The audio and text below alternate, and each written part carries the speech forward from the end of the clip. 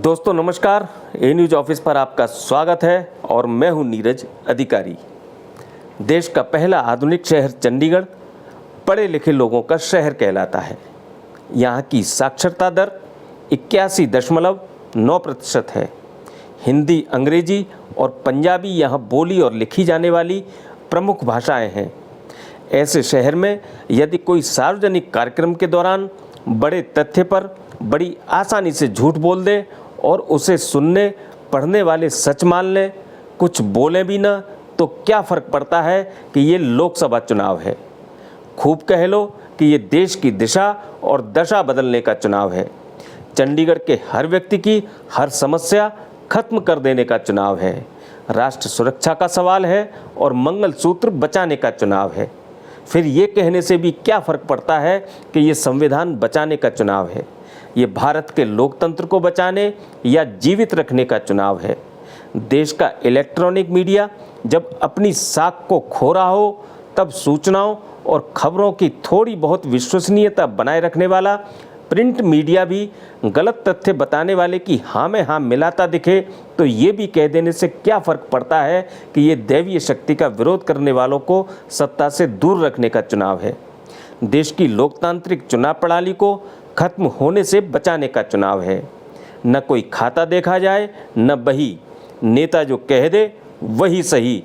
तो किसी पार्टी को इससे भी फर्क नहीं पड़ता कि चंडीगढ़ पढ़े लिखे लोगों का शहर है और उनके पास राजनीति और सरकार का भी हर हिसाब है। आज मैं इस फर्क शब्द का इस्तेमाल बार बार किस लिए कर रहा हूँ, किस मुद्दे पर कर रहा हूँ, लोगों के बीच बेधड़क बोलकर और अखबारों में बेझिझक लिखकर लोगों तक पहुँचाए गए किस गलत तथ्य की बात कर रहा हूँ, इस पर चर्चा आगे बढ़ाने से पहले मैं आपसे एक निवेदन कर लेना चाहता हूँ कि यदि आपने अभी इस चैनल को सब्सक्राइब नहीं किया है तो सब्सक्राइब करके स्वस्थ और स्वतंत्र पत्रकारिता को अपना समर्थन जरूर दें। साथ ही बेल आइकन भी दबा दें ताकि हमारे वीडियो की नोटिफिकेशन आपको मिल सके। तो असल चर्चा पर आपको आगे ले चलने से पहले हमेशा की तरह चंडीगढ़ की ताज़ा मुख्य चुनावी गतिविधियों पर एक नज़र डाल लेते हैं। चंडीगढ़ लोकसभा सीट पर कांग्रेस में पूर्व केंद्रीय मंत्री पवन कुमार बंसल का टिकट कट जाने के बाद से प्रदेश कांग्रेस अध्यक्ष एच.एस. लक्की के विरोध में चल रहे इस्तीफों के दौर में ममता गिरी ने भी कांग्रेस की प्राथमिक सदस्यता से इस्तीफा दे दिया है। ममता गिरी ने पिछले नगर निगम चुनाव में कांग्रेस की टिकट पर वार्ड नंबर 6 से चुनाव लड़ा था और 2555 वोट हासिल किए थे। दूसरी तरफ चंडीगढ़ लोकसभा सीट पर इंडिया गठबंधन के उम्मीदवार पूर्व केंद्रीय मंत्री मनीष तिवारी ने अपना डोर टू डोर जनसंपर्क अभियान तेज करते हुए सेक्टर 7 के मार्केट में दुकानदारों से वोट की अपील की। इसके अलावा पंजाब एंड हरियाणा हाईकोर्ट के वकीलों और पूर्व न्यायाधीशों के साथ चुनावी बैठक की। मनीष तिवारी और चंडीगढ़ प्रदेश कांग्रेस अध्यक्ष एच.एस. लक्की ने आम आदमी पार्टी के सभी पार्षदों के साथ एक बैठक में चुनावी रणनीति पर भी चर्चा की। मनीष तिवारी ने सेक्टर 46C और सेक्टर 10 के लोगों के साथ भी एक चुनावी मीटिंग की। इस बीच प्रदेश कांग्रेस अध्यक्ष एच.एस. लक्की ने भाजपा द्वारा जारी किए गए केंद्रीय घोषणा पत्र को झूठ और अधूरे वायदों का पुलिंदा बताया। उन्होंने कहा कि लोग ये नहीं जानना चाहते कि भाजपा अब आगे क्या करेगी, बल्कि चंडीगढ़ के लोग ये जानना चाहते हैं कि पिछले 10 साल में भाजपा ने क्या किया। भाजपा लोगों को ये बताए। लक्की ने कहा कि लोगों की सेवा करने और उनकी समस्याओं को हल करने में मदद करने के लिए इच्छा शक्ति की आवश्यकता होती है और कांग्रेस इस मामले में हमेशा खरी उतरी है। वहीं भाजपा उम्मीदवार संजय टंडन ने भी अपने चुनाव प्रचार अभियान को गति दे दी है। उत्तराखंड भाजपा के अध्यक्ष एवं राज्यसभा सांसद महेंद्र भट्ट भी चंडीगढ़ पहुंचे और चंडीगढ़ में रह रहे उत्तराखंड मूल के लोगों से संजय टंडन के लिए वोट मांगे। उनके साथ चंडीगढ़ प्रदेश भाजपा उत्तराखंड प्रकोष्ठ के चेयरमैन भूपेंद्र शर्मा भी मौजूद थे। भूपेंद्र शर्मा ने ही सेक्टर 43 में एक अभिनंदन समारोह का आयोजन किया था। इसमें बड़ी संख्या में मौजूद लोगों से महेंद्र भट्ट ने कहा कि भाजपा के शासनकाल के दौरान चंडीगढ़ में विकास के नए आयाम स्थापित हुए हैं। चंडीगढ़ के उत्तराखंड समाज को इस लोकसभा सीट पर भाजपा की हैट्रिक लगाने में योगदान देना होगा। इसके अलावा संजय टंडन ने सेक्टर 18 में 13 ही 13 ट्रस्ट द्वारा आयोजित सम्मान समारोह के दौरान चुनाव जीतने के बाद चंडीगढ़ में चिकित्सा सेवाओं को सर्वोत्तम बनाने का वायदा किया। अब बात करते हैं उस फर्क की जो अक्सर नेताओं के बोलने और वास्तविकता के बीच में दिखाई देता है। कभी कभी इसे नज़रअंदाज भी कर दिया जाता है और टाल दिया जाता है, लेकिन ये ज़्यादा गंभीर तब हो जाता है जब ये इतिहास और किसी महापुरुष के संदर्भ में होता है और लोकतंत्र के पर्व जैसे मौके पर वोट मांगते समय दिखता है।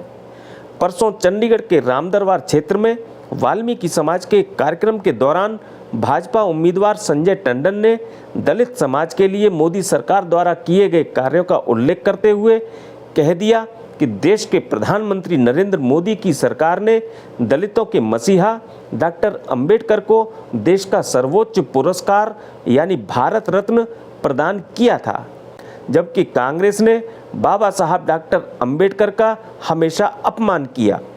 यही नहीं, चंडीगढ़ के प्रिंट मीडिया ने भी अगले दिन संजय टंडन के हवाले से यही लिखा कि मोदी सरकार ने डॉक्टर अंबेडकर को देश का सर्वोच्च पुरस्कार भारत रत्न प्रदान किया।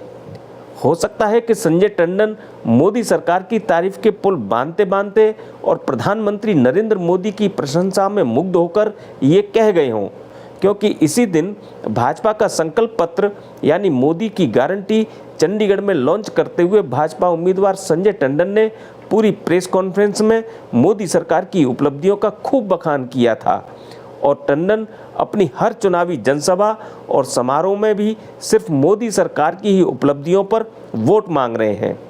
तो वो काम भी मोदी सरकार की उपलब्धियों में जोड़ दिया जो कि मोदी सरकार में हुआ ही नहीं।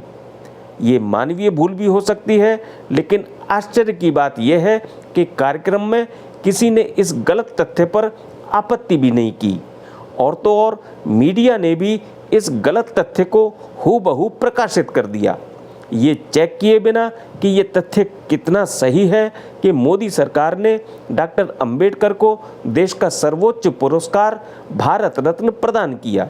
संजय टंडन रोजाना अपने कार्यक्रमों की कवरेज की कटिंग भी अपने सोशल मीडिया अकाउंट्स पर डालते हैं।